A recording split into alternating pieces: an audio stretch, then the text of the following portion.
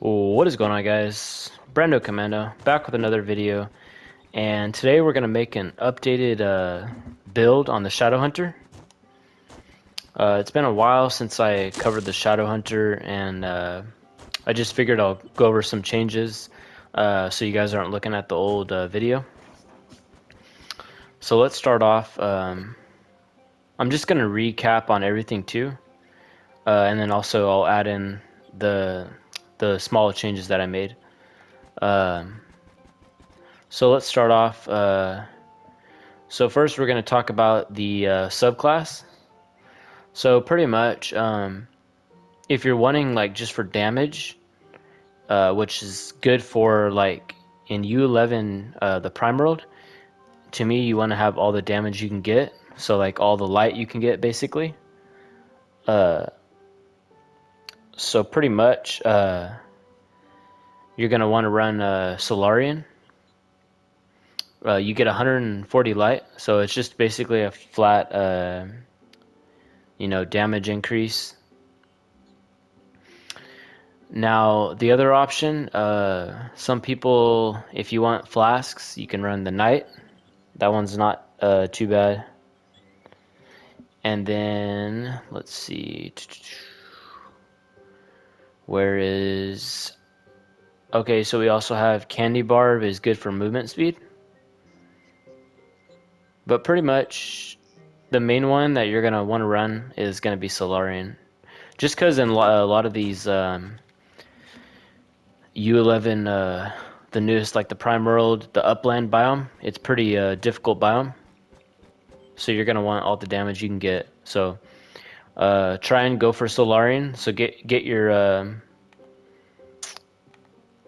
Solarian to level 30, so you can get the 140 light.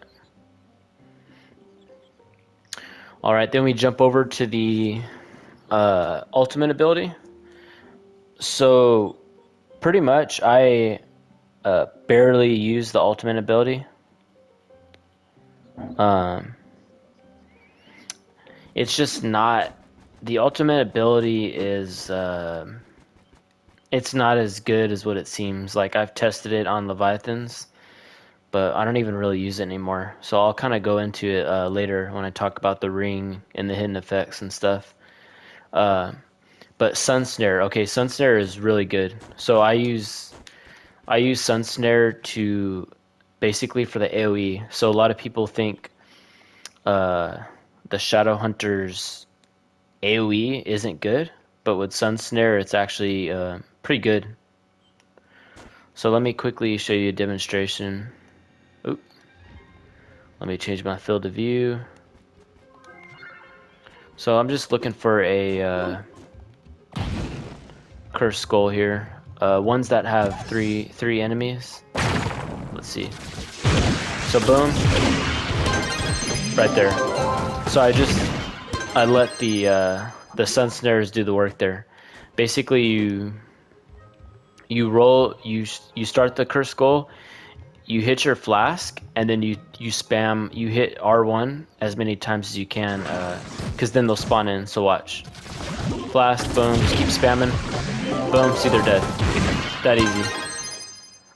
So let me show you a quick demonstration in the hardest biome.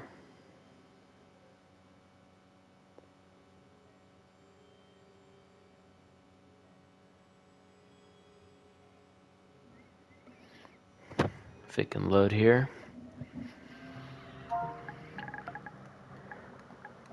All right, so let's get a cursed skull here. What do we got?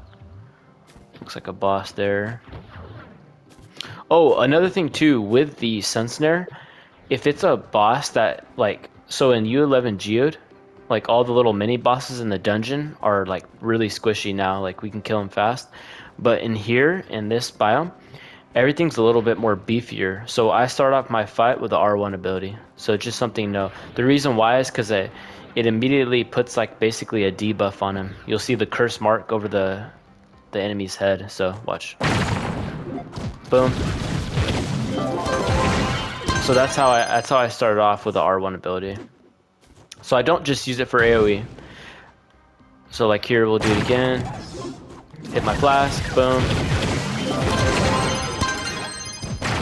So basically, you want to use it on bosses that are like a little bit more beefier because they're gonna be surviving longer.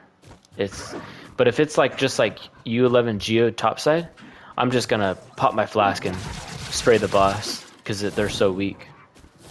Okay, so let's find a cursed skull here if I can.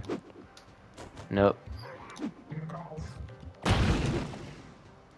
Okay, yeah, there's not a lot of cursed skulls in this biome. Let's see, mini boss. What do we got over here? Cursed skull, nope. Wow. Not. Okay, nope. Well, let me check the lower area. Nope. Sometimes the lower area is higher chance of it. Oh wait, is that a... okay. These dungeons usually come with some cursed skulls, so let me... So like this, I'm gonna start off this fight with the R1. Flask, boom. So I killed the boss. That's a 3-star. Okay, so here we go. Let me show you, demonstrate here. Boom, boom. So these guys are a little bit more beefier, but I'm still gonna spam. And you know, get through it there, not too bad. So it's still really good. Okay, so let's just jump back to the club. Just wanted to get a little demonstration there with a sun snare. So basically, you're gonna use it for AoE, and you're also gonna use it for beefier mini bosses to debuff them immediately. Get that curse mark on them. So like I even use it for Leviathans, because when I start off a Leviathan fight, I'll throw the sun snare down first, and then I'll shoot the cursed skull, and then I'll start it off, and immediately the Leviathan is going to have the curse mark, so it's going to start building up the L2 ability, which is the Shadow Seekers. So it builds that up. It starts that off to build that faster. Okay, so really good sun snare, really good to use. Then that brings us to the next thing. The Shadow Seekers requires one seeker to use. On use, fires all seekers that hunt the closest target and explode on contact, dealing damage. The Shadow Hunter can store up to 5 seekers at a time. Seekers deal increased damage for each one fired as well. Yeah, so pretty much you're always gonna build up to 5. So when you see like 5 arrows, that's when you're gonna use it. Typically for me, when I'm farming, like just regular speed farming, I don't really use the Shadow Seekers. Only time I would be like on a 5-star dungeon. In the Prime World, like the biome that I was just at, I would use it on the 3-star dungeon bosses, and then also the 5-star. But like all the other mini bosses, it's like no point. You might as well just spray them, you know, or start off with a fight with the R1 flask, boom, spray them. That's pretty much it.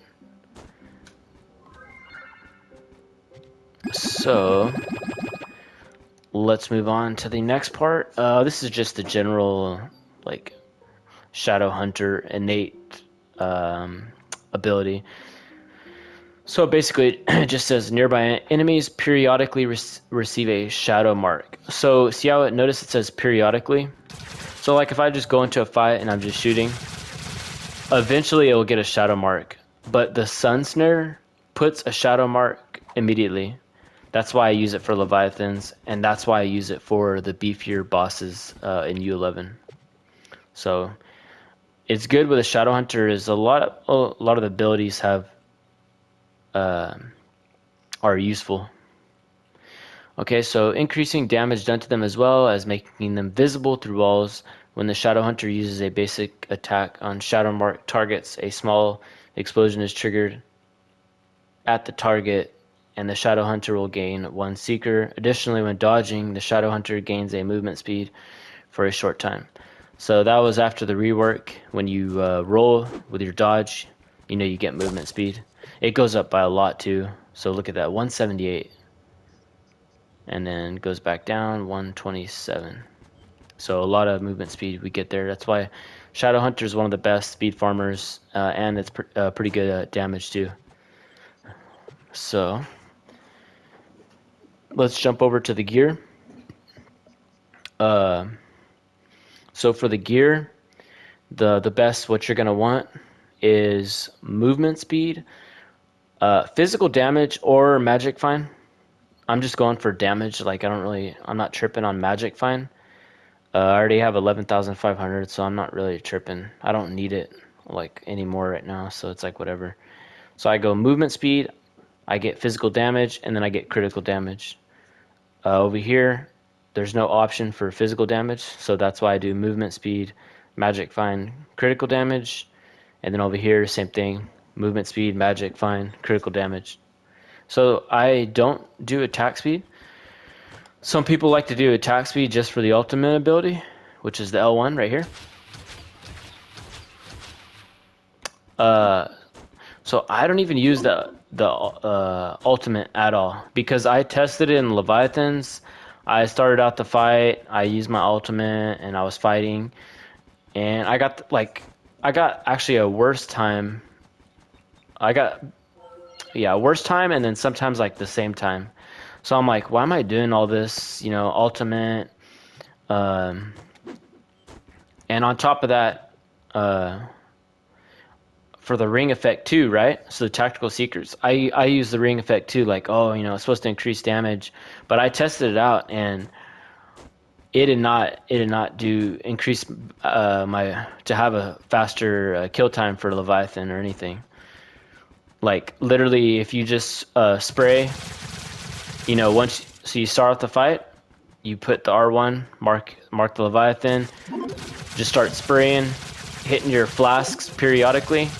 And then once you get 5 Seekers, hitting your L2, make sure you hit your Flask before you hit your L2. So you don't get a bad timing where you're hitting your Shadow Seekers and you don't have an active Flask going. Because then you won't see a big, it won't hit as hard. So make sure of that. But yeah, so just spraying and using your Shadow Seekers, your L2, that's all you need to do. Because you'll get the same time and faster than using your ultimate ability. Like I tested it. Some people in the comments were like, "Hey, do this," you know, with the ultimate ability, your time should go faster. It's just people kind of guessing though. They don't know. They're just assuming that the ultimate is like that good, and then you also add in this ring effect, and it sounds all good. But remember, when you're using your ultimate ability, it's taking time. It's also taking time from away from your damage, like you just shooting, right? Doing this, it's taking time away from that and also building up your L2. So I think that's why in the end it actually was worse, if not like exactly the same. Because I did runs with the ultimate where I got the same. So with my Shadow Hunter on the Leviathan, I do like 42 seconds. That's just like this, you know, using that, keeping it very simple, right? And I got 42 seconds. And then with the ultimate, there was one run I got 43. I got a 42 also, and then I also got a 45. So yeah, so basically, it's like why go out of your way and do all that? You know, it's not improving it. Um, so yeah, that's my whole thing on the ultimate ability, and that's why I run critical damage, and I don't do attack speed. So yeah, I recommend just running critical damage. Don't even touch your ultimate ability. And that also, let me jump to the next thing, the ring. So don't even, who cares about tactical seekers? I have it right now because I was using it in terms of testing. But don't even worry about tactical seekers for the Shadow Hunter.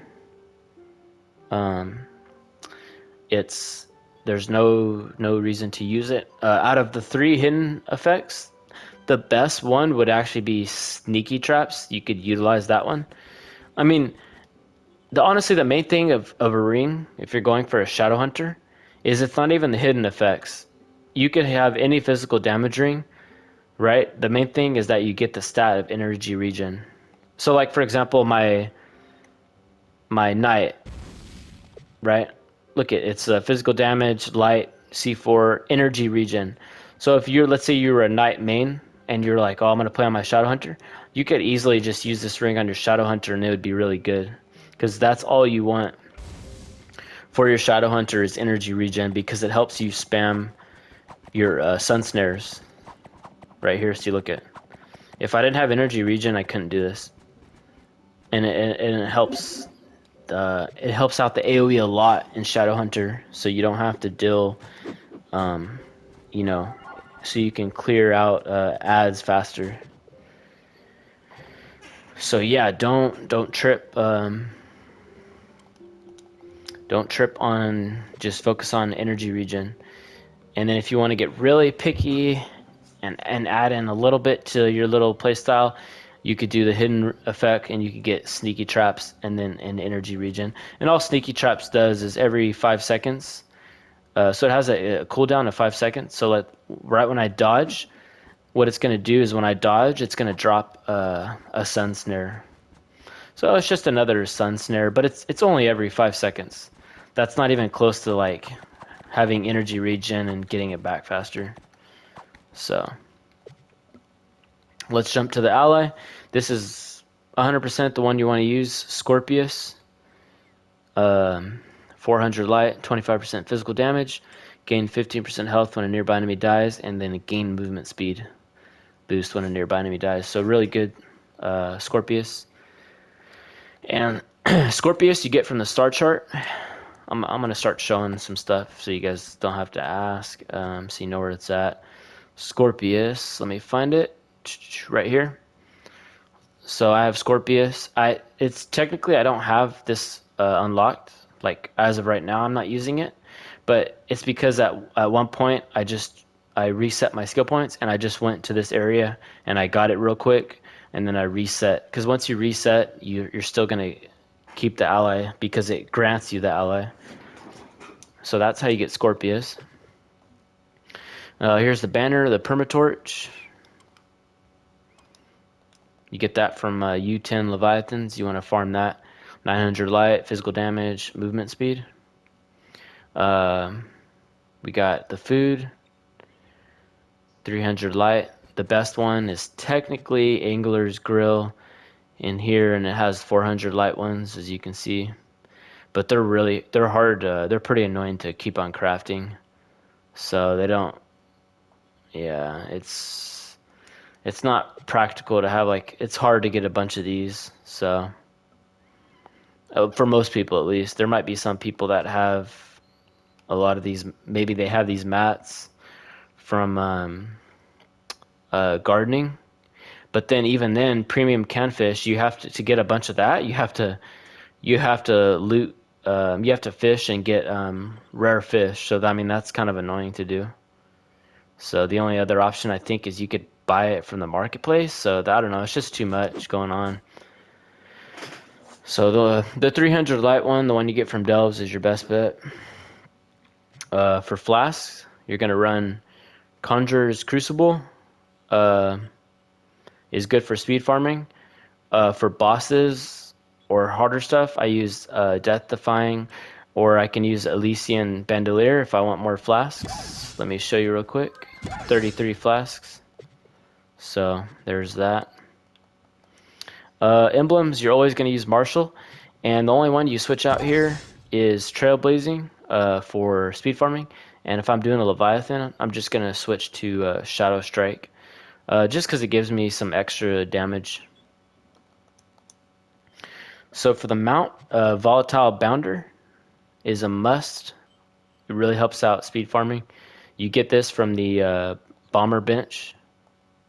Let me quickly show you that, because a lot of people in my old video a while back, they asked about that. It's over here in the hub.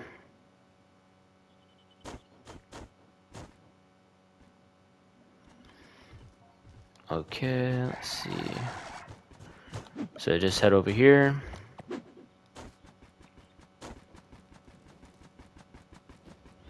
Right here, bomber bench. Let me find it. Right here, first one. Blast coin rewards. And there it is. Best mount in the game.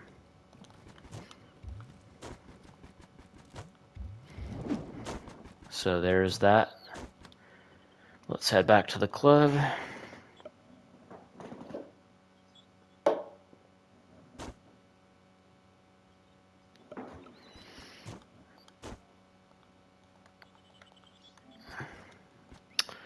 Alrighty.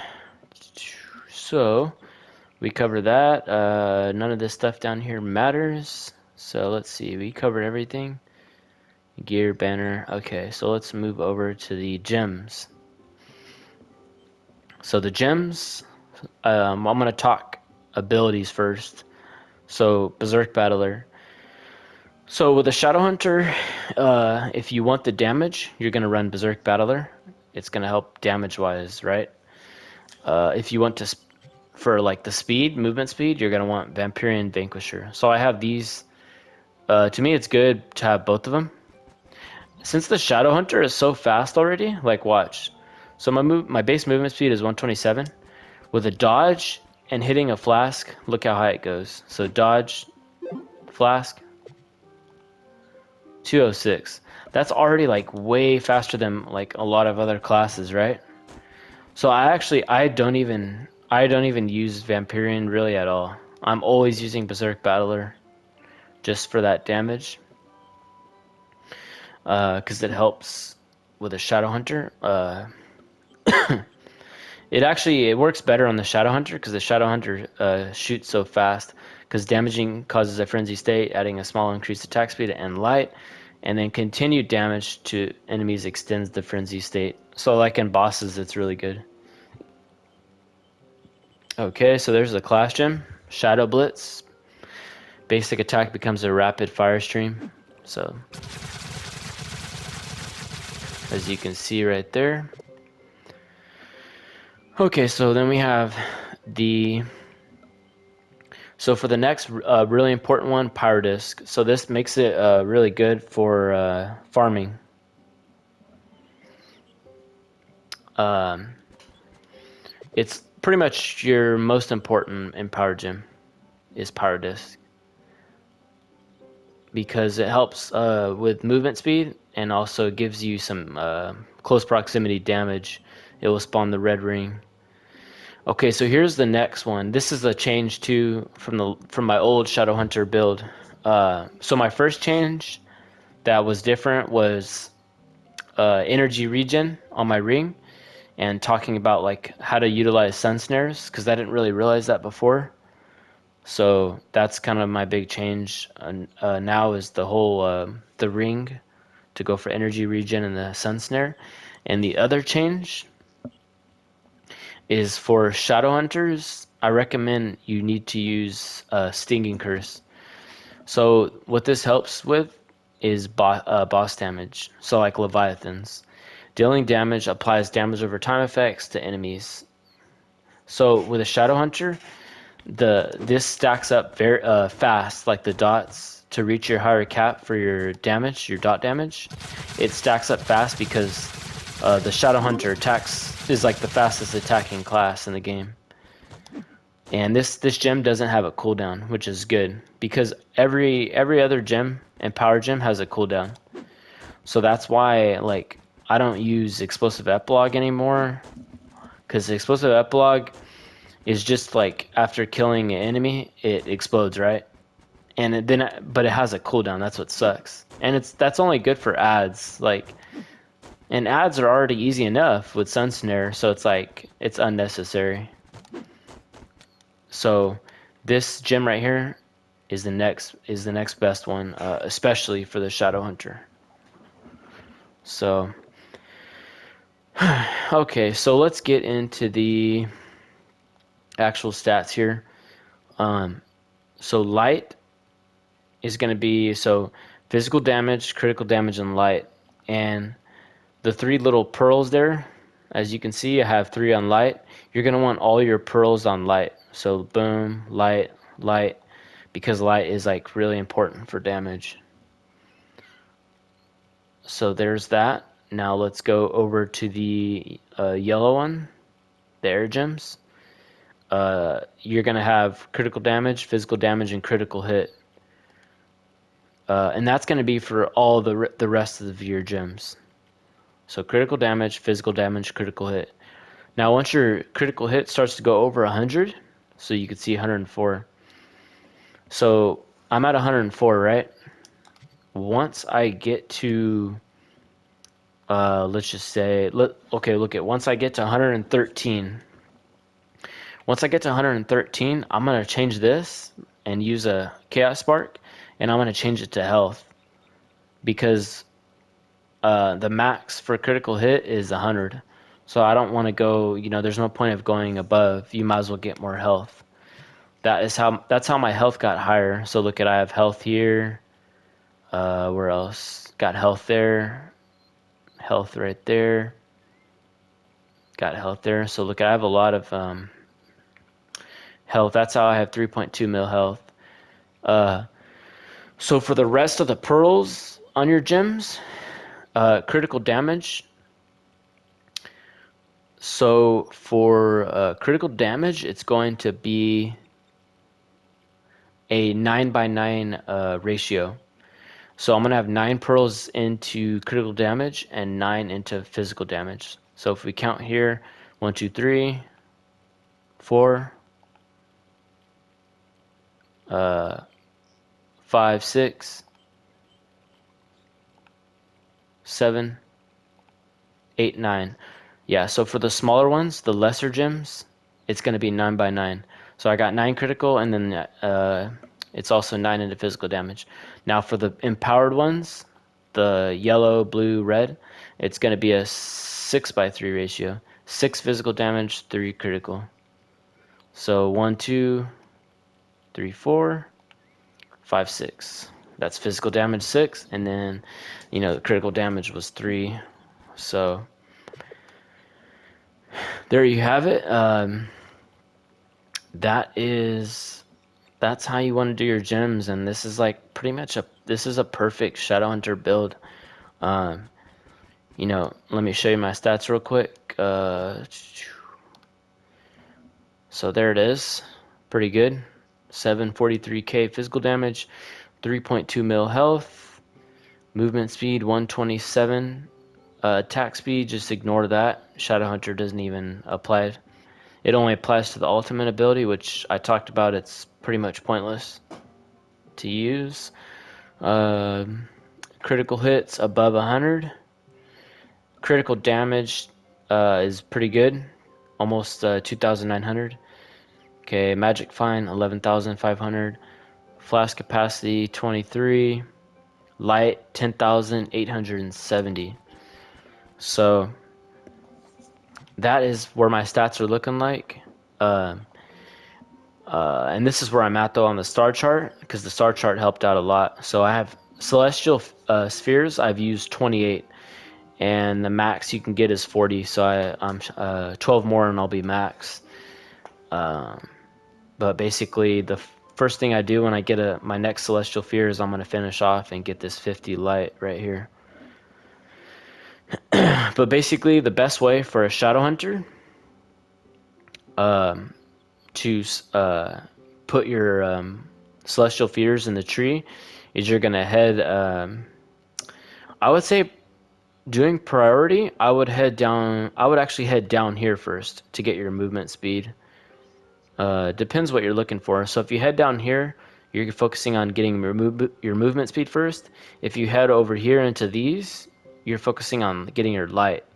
And then if you head over here, it's you want physical damage. So you're gonna want, so it's kind of personal preference what you're wanting. I went for movement speed first, so head down here, go this route. You can also stop by here, pick up a little 5%. To me is the best way. Ignore these two. Then you'll head down here, keep going, finish off with movement speed. After that, this is like not a necessity. It's flask capacity though, if you wanted to really get a lot. So then after that, we'll head over here. This is where we get some more movement speed, and then it's light. And then we go here, get some more light. Go here, get light. And then we're gonna go over here, and this is where you get all the physical damage, and we finish up right here. So I have 12 Celestial Fears I need to get. So my 12th one will go here for light, and then so now I have 11 remaining. So if you happen to have more Celestial Spheres than me, you're gonna finish off over here with your 11. So 1, 2, 3, 4, 5 into physical damage. Then you have to go here 6 to continue the route. 7, 8. Okay, let's see here. Yeah, I would ignore that. 9, and then 10. So now that leaves us with one more spot. So out of all the stuff that we have closest to, if I have one more, I'm going to finish off, and I'm going to get right here. I'm going to go off the little route a little bit, and I'm going to get one flask capacity. To me is the best to get that extra. So that's the plan on that. But yeah, guys, this is where I'm at. You know, on the star chart, mastery and dragons and everything, I'm at with my Shadow Hunter 46,103, and it seems pretty high, but Shadow Hunter's popular, so I'm 41 for the rank, and a bunch of others above me. So I'm getting close though on the dragons here. Let me see. Yeah, so legendary. So 1, 2, 3, and 4. So 4 more of those. Legendary you can get from the effigies that come in the store now and then, but ancestral you can't get from the effigies. So 1, 2, 3, and then this one, ignore that one. It's not even I don't even think I can get it anymore. Oh wait, it's just it's just a mag rider, so that's not for stats or anything. So 1, 2, and then 3. This one is it's the it's the Despoiled Divinity one. So I just gotta save up my Despoiled Divinity and I'll get that, which I'm starting to now. I got 22 out of 50 I need, so getting close. This one is from the Sundered Upland biome, and this one is the Ironclad, which is from Delves, I believe. Wait, no. Oh, this is the Umralt, the Unforgiven. Let me double check. Yeah, okay. Oh, this is the Balefire one. Okay. So I'll eventually get that. That's the Sundered Upland. This will take some time. Gotta eventually get that. So, and then where's the, okay, there's the Dispo Divinity one. So, not too shabby. Almost there. But yeah, guys, there you have it. The updated Shadow Hunter build. So a few changes. Stinging Curse, and the whole Sun Snare and energy regen, and then don't use your ultimate ability. It's not worth it. Alrighty, guys, that's it for the video. If you have any comments, just hit me up. Any questions? But anyways, guys, I'll see you in the next video. All right, peace.